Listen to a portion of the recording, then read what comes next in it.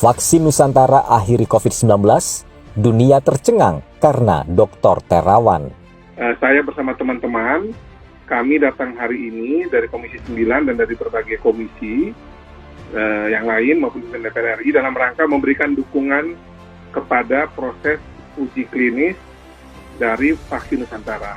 Presiden Jokowi sudah memberikan instruksi bahwa perlu ada percepatan pengembangan produksi penggunaan dari obat dan alat dalam negeri. Saat ini vaksin yang tengah dikembangkan di tanah air adalah vaksin merah putih dan vaksin Nusantara yang terus harus kita dukung.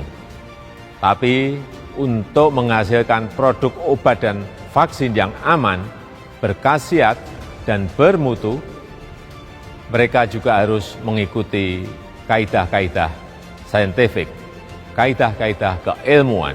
Sejak awal kemunculannya di publik, nama Dr. Terawan penuh dengan kontroversi. Cara pengobatannya yang tidak lazim membuat banyak dokter, terutama dari Ikatan Dokter Indonesia atau IDI itu meradang. Mereka menganggap cara pengobatan cuci otak Dr. Terawan bertentangan dengan kaidah-kaidah kedokteran yang mereka kenal. Meski harus diakui juga kalau pengobatan ala Dr. Terawan punya jejak prestasi kesembuhan dan biaya operasinya jauh lebih murah daripada harus berobat ke dokter biasa.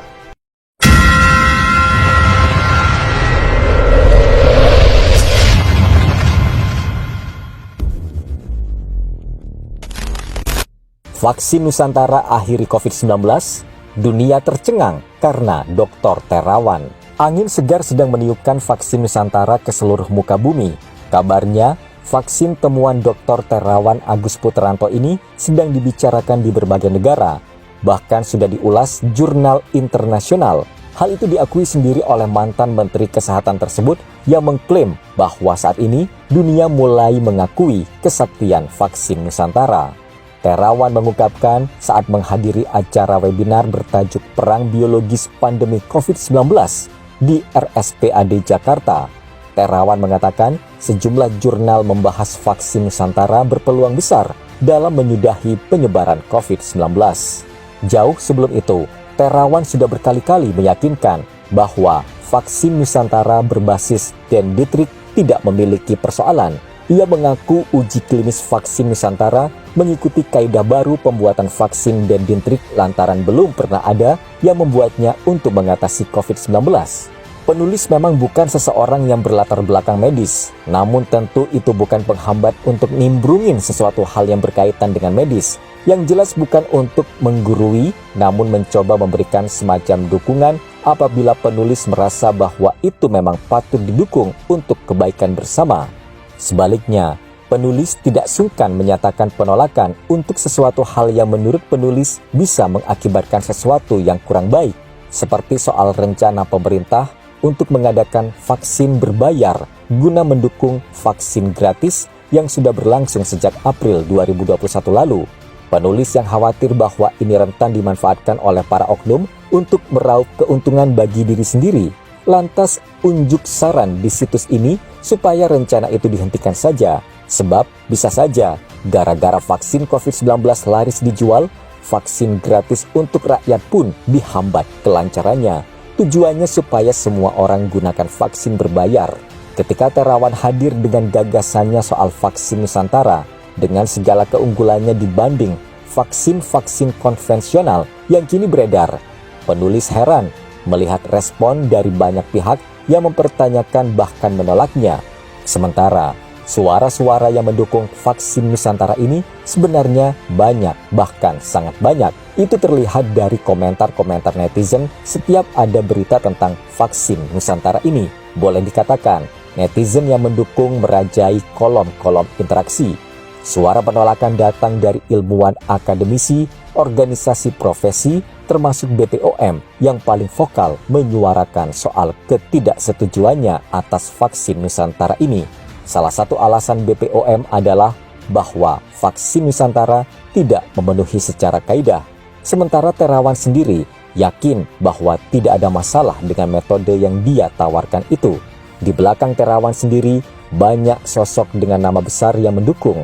Ada pengusaha besar, pejabat tinggi, mantan pejabat tinggi, bahkan mantan Presiden RI. Konon, orang-orang besar ini sudah mengalami sendiri khasiat dari metode penyembuhan dari Terawan. Dan buktinya, mereka semua kini masih sehat dan bugar. Bahkan, ada yang masih berambisi untuk menjadi calon presiden meski sudah tua bangka pada tahun 2024 nanti.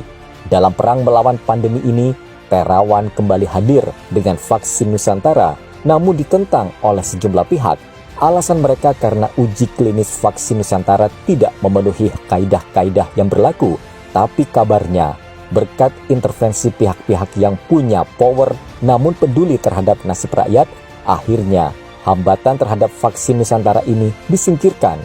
Bisa saja, tujuan pihak yang menolak vaksin Nusantara berdasarkan kaidah penelitian itu memang baik. Namun mestinya, mereka paham bahwa situasi saat ini tidak ada waktu untuk berkaidah-kaidah. Situasi dan kondisi sudah begitu genting di seluruh dunia. Semua negara berlomba menemukan vaksin COVID-19.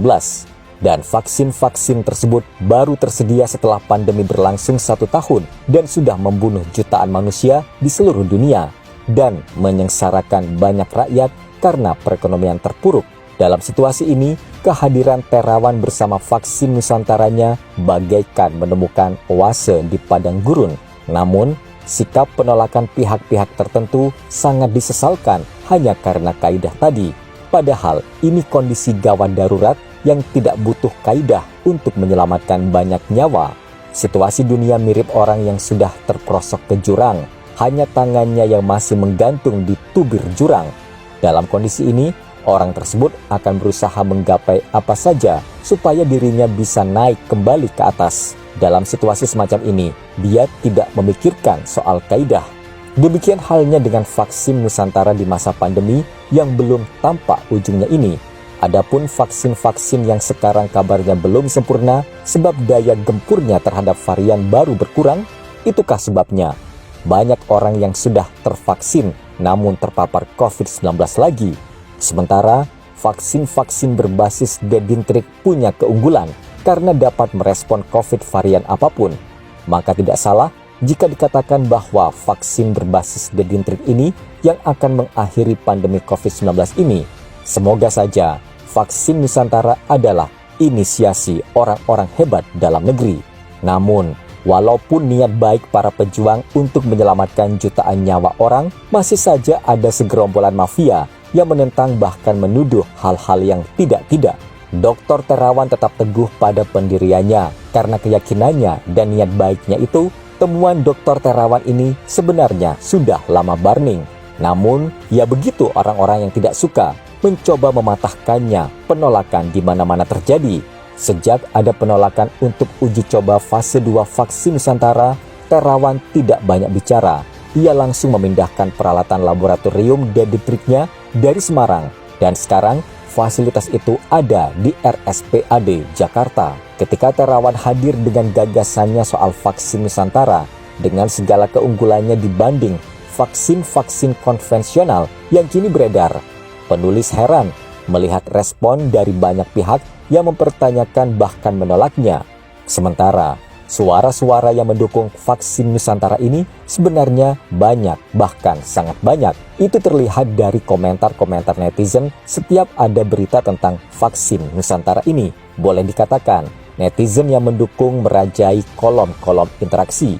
Suara penolakan datang dari ilmuwan akademisi, organisasi profesi, termasuk BPOM yang paling vokal menyuarakan soal ketidaksetujuannya atas vaksin Nusantara ini.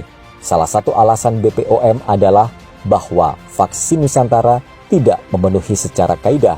Sementara Terawan sendiri yakin bahwa tidak ada masalah dengan metode yang dia tawarkan itu. Di belakang Terawan sendiri banyak sosok dengan nama besar yang mendukung. Ada pengusaha besar, pejabat tinggi, mantan pejabat tinggi, bahkan mantan Presiden RI. Konon, orang-orang besar ini sudah mengalami sendiri khasiat dari metode penyembuhan dari Terawan. Dan buktinya, mereka semua kini masih sehat dan bugar.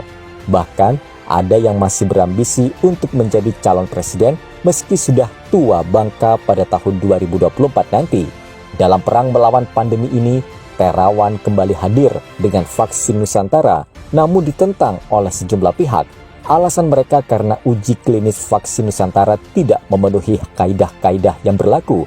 Tapi kabarnya, berkat intervensi pihak-pihak yang punya power namun peduli terhadap nasib rakyat, akhirnya hambatan terhadap vaksin Nusantara ini disingkirkan.